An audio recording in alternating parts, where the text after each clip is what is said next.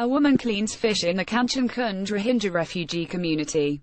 Narendra Kaushik nor Fatima would prefer jumping into the Yamuna River to being deported to her village in Rakhine province of Myanmar.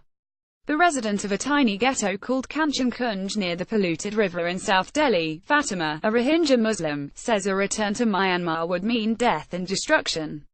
The Indian government should throw us in the Yamuna instead of sending us back to Myanmar where Rohingya Muslims are still being hacked and burned, says Fatima, who sells vegetables from her hut that is barely bigger than a closet. Her grandmother's sister was slain and her maternal uncle burned to death in the violence that has gripped Rakhine state. Fatima, a 40-year-old mother of 6 children, says the migration of Rohingya Muslims is still continuing from troubled Rakhine. She says an uncle and a maternal uncle fled from Myanmar to Bangladesh about 6 weeks ago. Kanchan Kunj houses 47 wooden huts on a 1,000 square meter plot belonging to a non-government organization NGO called the Zakat Foundation of India ZFI. The huts, covered with tarpaulins and set in 4 linear rows on an incline, are separated by narrow alleyways. Home to around 250 Rohingya refugees, Kunj is one of 4 settlements housing the Rohingya in Delhi. A Rohingya woman prepares to fetch water in Kanchan Kunj, one of the 4 settlements housing Rohingya refugees in Delhi. Narendra Kaushik. According to a statement by Indian Deputy Home Minister Kiran Rijiju, there are 40,000 Rohingya living illegally in the country.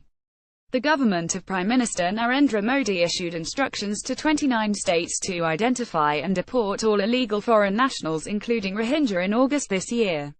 Apart from Delhi, Rohingya are settled in Jammu Kashmir, Mewat in Haryana, and Hyderabad in Andhra Pradesh. Rohingya Muslims Muhammad Salamullah and Muhammad Shakir have challenged the decision of the Indian government in the Supreme Court.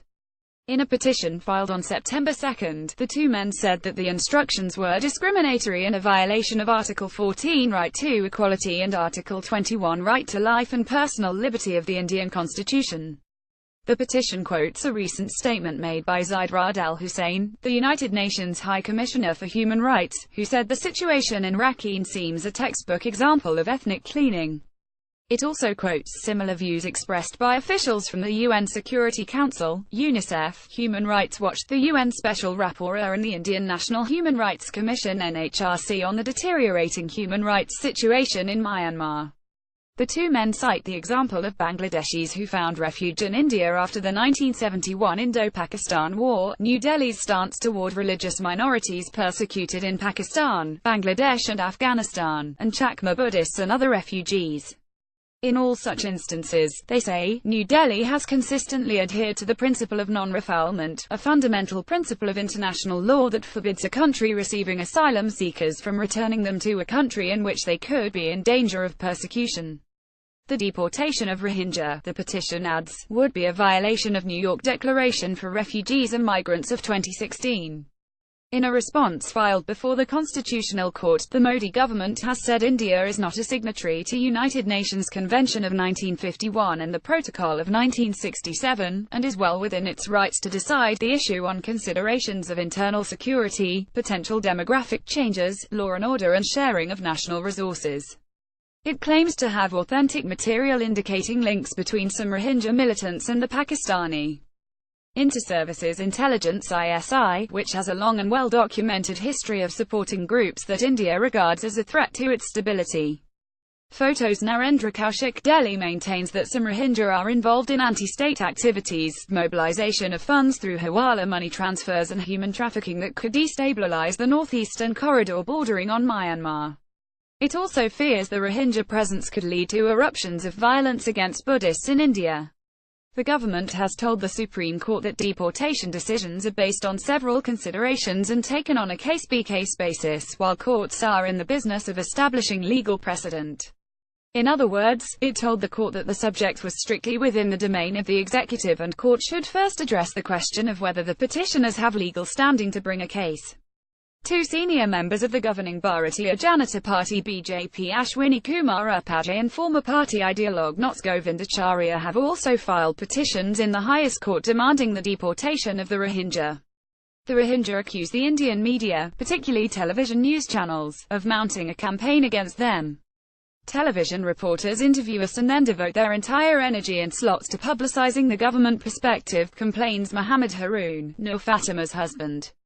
His wife argues against the Indian government's contention that Rohingya militants have links with the ISI. Have refugees been involved in terrorist activities, she asks, a helpless look crossing her face. Where will we go? Haroon and Fatima came to India in May 2012 from Cox's Bazar in Bangladesh, where they spent 7 years. Haroon, who runs a general store in Kanchan Kunj, says he came to India because there was no work available in the Bangladeshi district where hundreds of thousands of Rohingya are now gathered. We crossed over into Bangladesh in 2005 because the Myanmar military used to force us to work for them for free, he told Asia Focus. We would clean their camps, work in brick kilns and collect wood for them. They would forcibly take away our chickens, goats and fruit crops and beat us. Haroon, Salamullah and their friends are greatly impressed by the infrastructure and democratic principles of India. In Rakhine, there was no drinking water, we would drink from a pond, no electricity and no transport. We Rohingya Muslims, Hindus and Christians in Rakhine had no right to vote and had to enroll in schools with Buddhist names. Here Muslims have equal rights, says Haroon. They also dispute the Indian government's claim about the number of Rohingya refugees in the country. 16,000 Rohingya are registered with United Nations High Commissioner for Refugees. At the most, the number would add up to 20,000 after including the ones without refugee cards. No way it can be 40,000, says Salamullah, perched on a wooden bed in his general store. ZFI Administrative Officer Navd Khan says his organization will abide by the central government order, but the latter will be responsible if anything untoward happens to the Rohingya after they are deported. We gave them space because they are human beings first. We also educated 22 orphans of the 2002 Gujarat riots, Khan adds.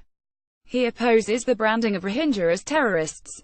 Salamullah feels there is no security for life, property and honor in Myanmar. We can only return there if the situation becomes better and we are given all rights, he says. The Rohingya Muslims, Salamullah says, were issued red and green cards and were forbidden from traveling to Yangon, the capital of Myanmar at the time. They could marry only after obtaining permission from the government. Bengali Muslim was written on the back of our cards. We were treated as guests, not citizens, says Salamullah, who took a Buddhist name, Mung Soe Lin, so that he could enroll in a school. Last year the Indian government decided to grant citizenship to all Hindus, Sikhs and Buddhists who had migrated from Pakistan, Bangladesh and Afghanistan over the last 5 decades. The decision covers an estimated 200,000 Hindus and Sikhs who migrated in the face of religious persecution in neighboring countries. India also has about 100,000 Buddhist Chakmas, mainly from Bangladesh, 73,000 Sri Lankan Tamils and 100,000 Tibetans living as refugees in its territory.